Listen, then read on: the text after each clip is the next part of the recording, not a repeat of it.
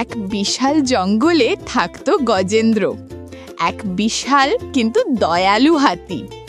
সবাই তাকে শ্রদ্ধা করত, তবে কেউ কেউ একটু ভয়ও পেত। আহা, আজকের দিনটা কত সুন্দর, চল একটু নদীতে স্নান করি। ঠিক তখনই ঝোপের আড়াল থেকে একটা ছোট্ট ইঁদুর বেরিয়ে এলো টিট্টু নামের। হাতিবাবু, একটু দয়া করবেন, আমি পথ হারিয়ে ফিরেছি। গজেন্দ্র ইঁদুরটাকে দেখে হাসতে লাগলো।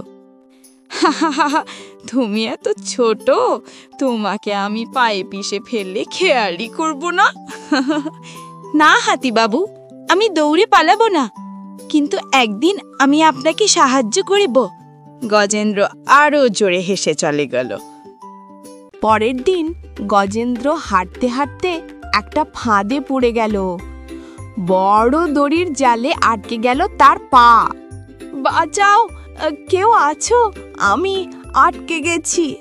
সব প্রাণী দূর থেকে দেখল, কিন্তু কেউ সাহস পেল না এগিয়ে আসতে।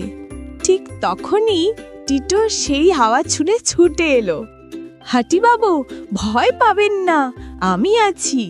টিটো তার ছোট্ট দাঁত দিয়ে দড়িগুলো কামড়ে কাটতে লাগলো। ধীরে ধীরে জাল ছিঁড়ে গেল। তুমি তুমি আমায় বাঁচালে? তখন বলেছিলাম না, একদিন আমি সাহায্য করব। হাতি আর ইঁদুর একে অপরের দিকে তাকিয়ে হাসল। বড় বা ছোট নয়, বন্ধুত্বে ভালোবাসায় আসল শক্তি। ধন্যবাদ বন্ধু টিটু, আজ থেকে তুমিই আমার ছোট ভাই। আর আপনি আমার বড় ভাই। কেউ ছোট বলেই দুর্বল নয়, আর কেউ বড় বলেই সব কিছু পারে না। সাহস, বুদ্ধি আর বন্ধুত্ব, এই তিনটেই জীবনের আসল শক্তি।